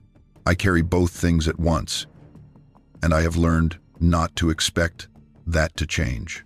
What I did not expect was the aftermath. I expected the ridge to go quiet after October. I expected the cameras to show nothing beyond deer and turkey and the ordinary wildlife patterns I had watched for years before the cameras went up. I expected whatever presence had been on the north slope to recede into the deep timber. That is not what happened. On October 23rd, 2 weeks after the morning of the footage, the hollow camera caught him again. Not sitting, moving through the hollow on the route he had used dozens of times in 3 years, along the far creek bank with that long stride and the slight leftward preference. 8 seconds of footage, moving through without stopping. Alive. On the ridge. Still on the ridge. On November 7th, the ridge camera caught him at the timber edge at dusk, standing and looking out across my backfield for about 3 minutes before turning and stepping back into the trees. On November 19th, I was walking the north fence line and found fresh prints in the mud at the base of a limestone ledge inside my property. The same dimensions I had been measuring for 3 years, but the stride between impressions was shorter than anything I had previously recorded by about 6 inches per step. The hips that had been stiff, rising from the ground in the October footage, were shortening the stride measurably now. I walked that ridge through the entire winter of 2022 into 2023. Every week when the weather allowed, I went out on the north slope and into the hollow and along the fence line. I walked the limestone outcroppings and the cedar stands and the bluff face in the hollow. I did not find him dead. I did not find any sign that a large body had died in those woods. By February, the cameras were catching him less frequently, the hollow passages and the timber edge appearances becoming less regular. By March of 2023, nothing on any camera. In December of 2022, about 2 months after the wipe, I drove up to Rolla to spend Christmas with Cody. It was the first time I had left the ridge for more than a night since the October morning. Cody and his wife had a good house in a neighborhood north of town, and we had the holiday dinner and opened what needed to be opened and watched the light change over a city yard that was nothing like the ridge, and it was good. Cody did not ask me about the footage again. He had said what he had to say on the phone, and he understood that I had made a decision, and he was his father's son, as he let things settle once they were settled. On the drive back to Eminence on December 26th, I stopped at the National Forest trailhead on the north end of the county and walked the trail for about a mile into the timber. It was early afternoon, cold and clear, and the trail was empty of other people. I walked into the timber until the trailhead was out of sight, and then I stopped and I stood still and I listened. A woodpecker working a dead snag somewhere on the ridge above me. A flock of dark-eyed juncos moving through the understory brush. Wind coming through the short-leaf pines on the upper slope. I stood there for about 15 minutes, and then I walked back to the truck. I was not expecting anything. I had not stopped there in any hope of an encounter. I had stopped because the timber was there and the ridge was there, and I had been away from it for 3 days, which was the longest I had been away from it since October. I needed to be near it. I did not know what to do with that need except to act on it. In June of 2023, I drove down to see Ray Holbrook. I had not told Ray about any of what I had been documenting over the previous 3 years, and I was not planning to tell him the full story.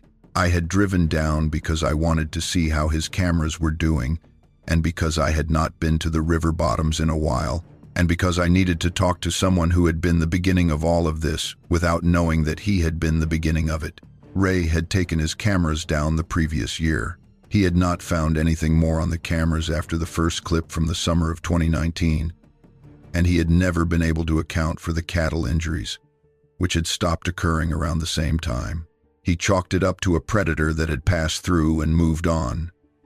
He was not bothered by not knowing what it had been.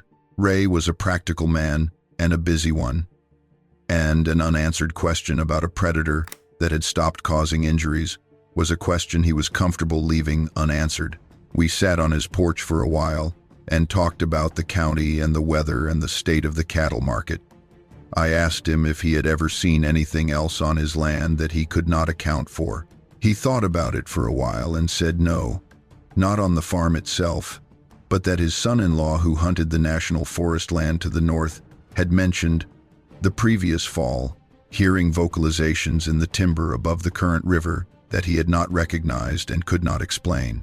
His son-in-law had dismissed it as probably elk, though the elk in this county had not established themselves in that particular drainage as far as anyone knew. Ray said his son-in-law was not a man who scared easily, but that the vocalizations had made him come out of the timber earlier than he had planned. I drove home. I said nothing about the 3 years of cameras, or the 47 minutes, or the wipe. I kept walking in March and April, even without anything on the cameras. I walked the ridge in the cold spring rain, and I walked it in the early warm days when the redbuds came out on the south slopes. I walked the fence line, and I walked the hollow, and I walked the north slope where the shortleaf pines grew close and the limestone came through the ground. I was looking for evidence of whether he was still there or whether the territory had been vacated, and I understood after a while, walking the ridge, because walking it was its own kind of keeping faith with what had happened on it. In January, I had walked the full length of the property in 8 inches of snow and single-digit temperatures from the county road to the national forest boundary and back. I found deer tracks and the prints of a turkey crossing the south exposure where the wind had scoured the snow thin. I found where a coyote had tracked a rabbit across the hollow bottom, and where the tracking had ended in a small depression with a few tufts of fur. I found the limestone bluff in the hollow, white and silent, with the remains of the structures showing as dark angles through the snow. I did not find what I was looking for, but I walked every foot of that ridge in those temperatures anyway, because not looking would have felt like a different kind of loss.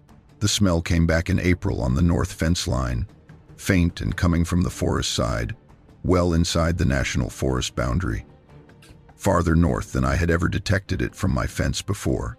I stood at the wire and looked into the timber and smelled the air, still somewhere. In the summer of 2023, the cameras on the north slope went quiet the way the summers of 2020 and 2022 had gone quiet, with the wildlife clearing the ridge in the avoidance pattern I had come to understand as a large territorial presence in the area. I took that as its own kind of answer, an absence that spoke. In August of that year, I walked into the hollow where the structures were. The structures had begun to come apart. The cedar fronds in the interior of the smallest structure had fully dried and lost their form, breaking away from the uprights. The interlocked branches at the top of the middle structure had separated at their junction, and the whole thing had sagged to one side. The floor of the largest structure had been disturbed since the last time I had checked it, the dried grass scattered rather than compressed, as if a body had turned over in it and risen and not returned. Long enough ago that the scattered grass had begun to mix back into the leaf litter. I sat in that hollow for about an hour. It was late afternoon, and the light coming through the timber canopy was the flat gold of late summer, and the hollow smelled like cedar and limestone and old leaves and nothing more. The hollow had lost its animal warmth and its musk, the layered organic smell that had been there every time I had entered this hollow in the previous 3 years. It smelled like a place that had been left. I went back on October 9th of 2023, 2 years to the day from the footage. I walked the north slope from the fence line to the hollow and sat for a while at the base of the limestone bluff. I sat there and I listened. The timber around me was in the early stages of turning, the oaks still mostly green but with the first yellow showing in the outer canopy. The air was cool and still. I could hear the creek running in the hollow below me and the sound of a nuthatch working the oak bark overhead. Everything else was quiet. The kind of quiet that does not feel like absence so much as settled permanence. The quiet of ground that has been here a very long time and will continue to be here when all the witnesses are gone. I sat in that hollow for a long time, and I thought about the gray-haired figure lowering itself to the cold ground in front of my camera 2 years before. The care in the descent, the hand placed flat on the earth at 31 minutes, the 10 seconds it stood and looked at the lens before it turned to walk back, slower on the return, the stride shorter, and I thought about what Patty had said in September, on the back porch over coffee with the ridge in front of us. She had said, He walked out of those trees at his age, with those hips, and he crossed that cold ground and sat down in October and sat there for 47 minutes. Think about what that cost him physically.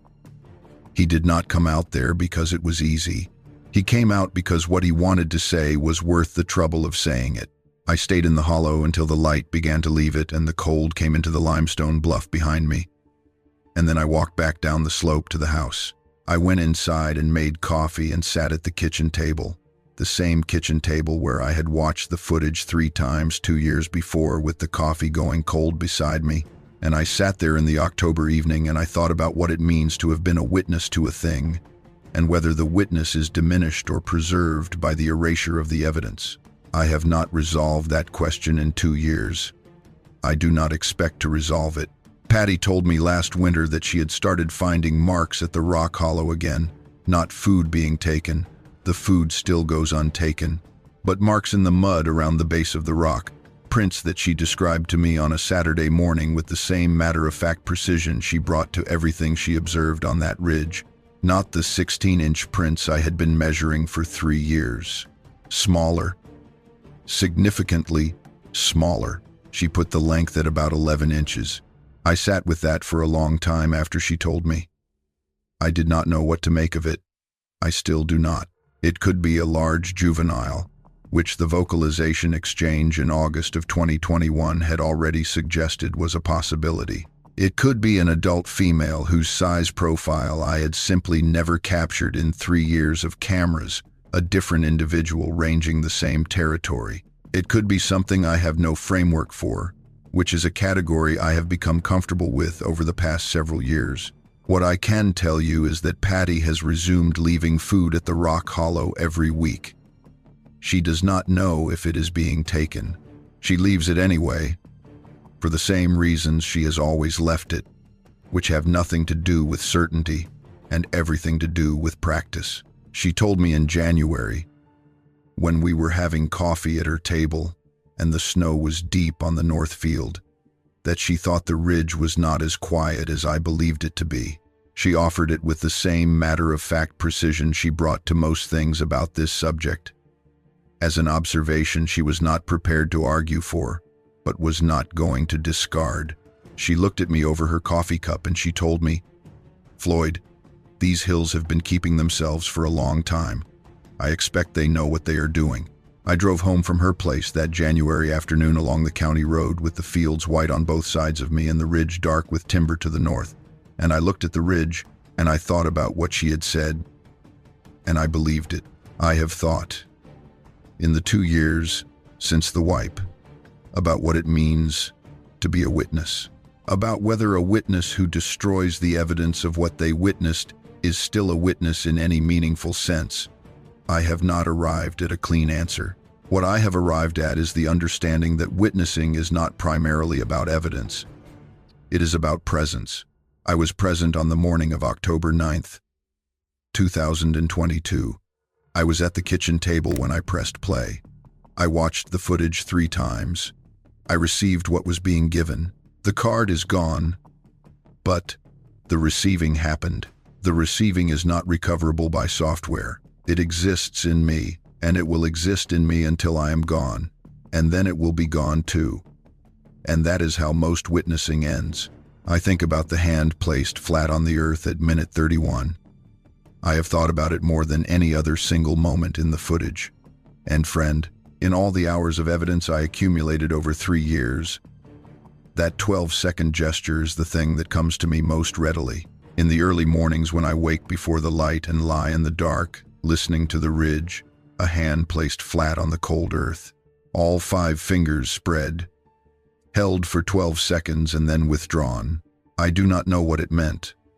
I know that it was chosen and held and released with care, in front of a camera that he knew was recording, in a moment that he had chosen to create.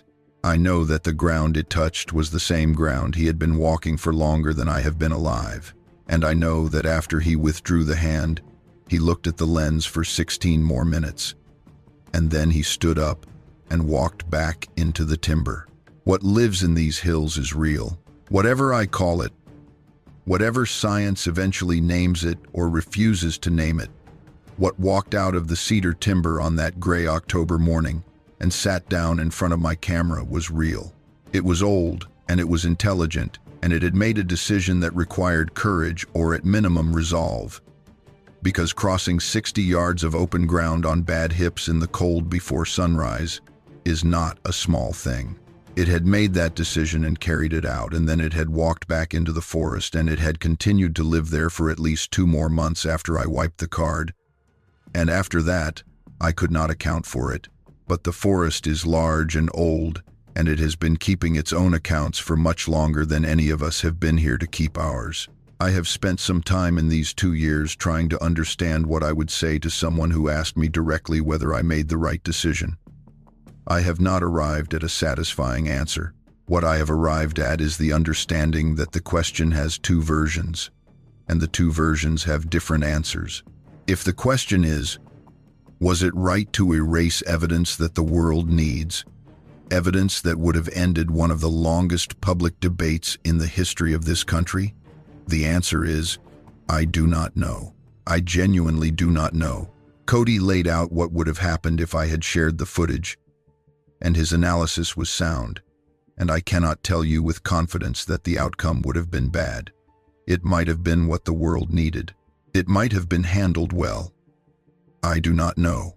If the question is, was it right to honor what he came to the camera to do, which was to be seen by one person, in private, on his own terms, at the end of his life? The answer is, I believe so. I believe so as you believe things that you cannot fully justify but that you know to be true when you are standing at the north fence in the October cold looking into the national forest timber. That kind of knowing does not hold up well to outside scrutiny, but it is the kind I have, and it is the kind I was left with on that October morning, and it is the kind I act from. The structures in the hollow are continuing to settle back into the ground. The interlocked branches have mostly separated and fallen to the sides. The dried material on the floor is mixing back into the leaf litter. In a few more seasons, a person walking into that hollow for the first time would find branches lying on the ground and old dead material against the bluff face, the same as any piece of timber floor in these hills. The hollow would look like a hollow.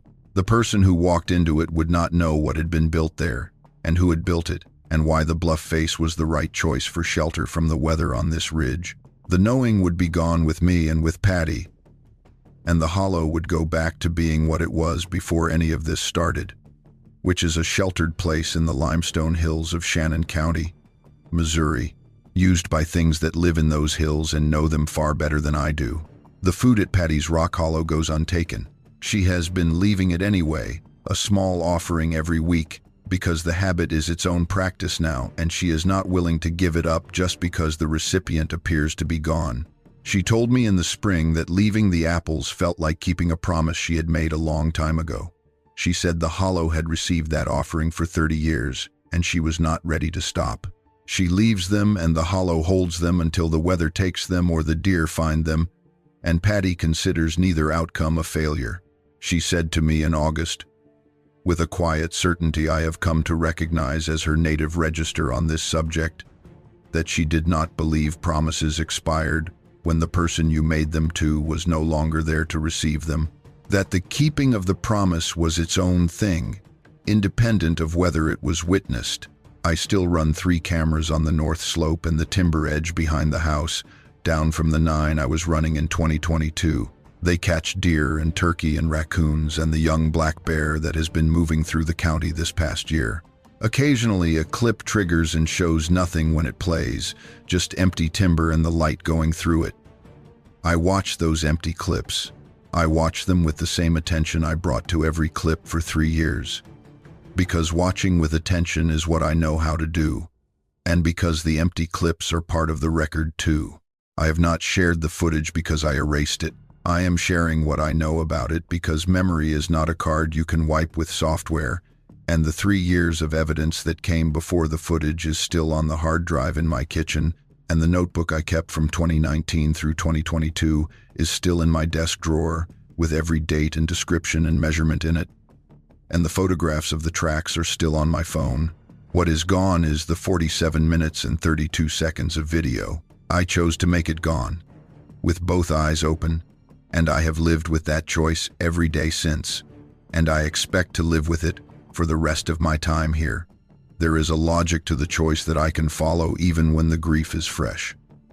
He did not come out to the camera on a morning when I had done anything different. He came when the camera had been in that spot for 3 years, when that cedar post and that housing and that lens were as familiar to him as any feature of the terrain he had been ranging for longer than I had been alive. Almost certainly.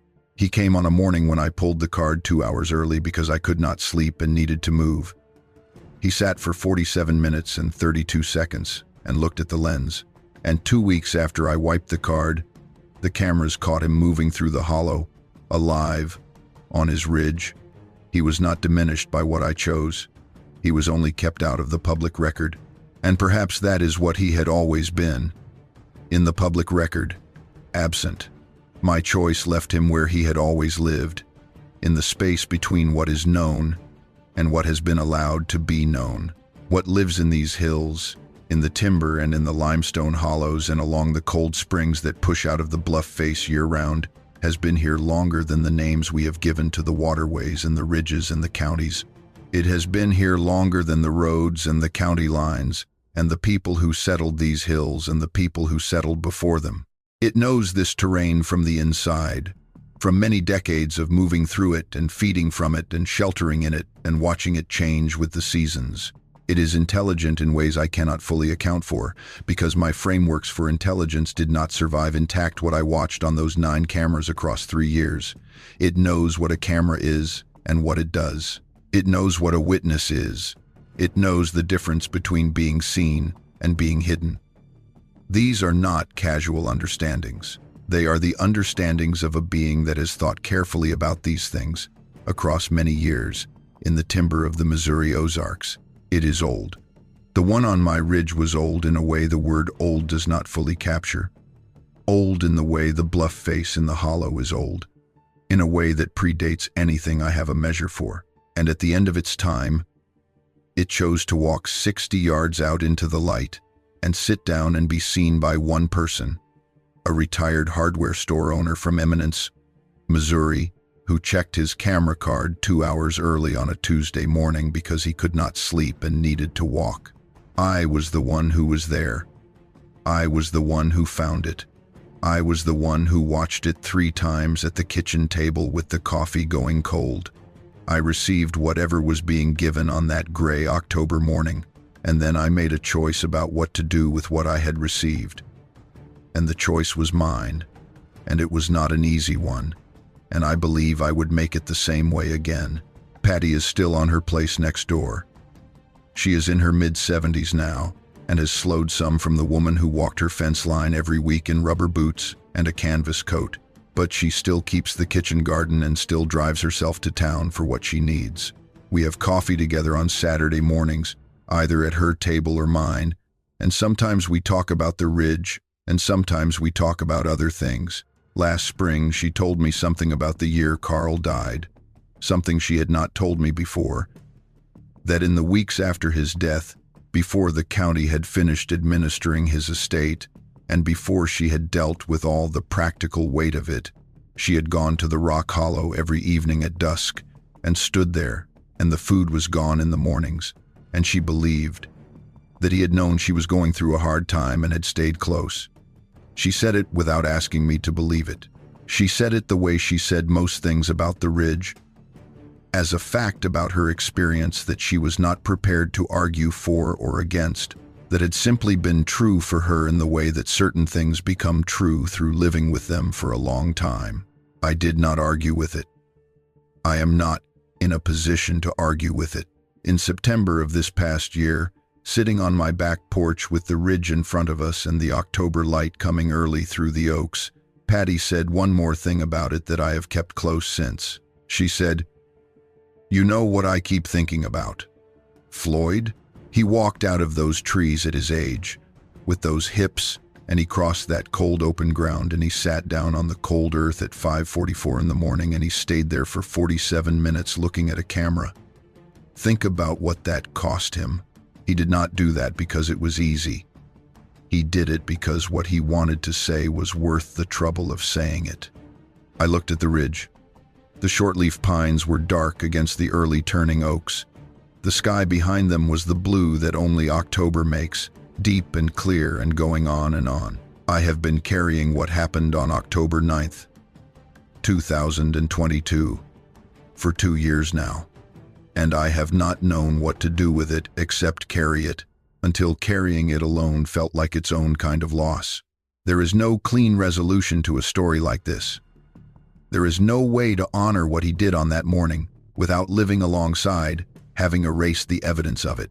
I wiped the card because I believed it was the right thing to do for him, and I believe that still. And the belief does not lift the grief.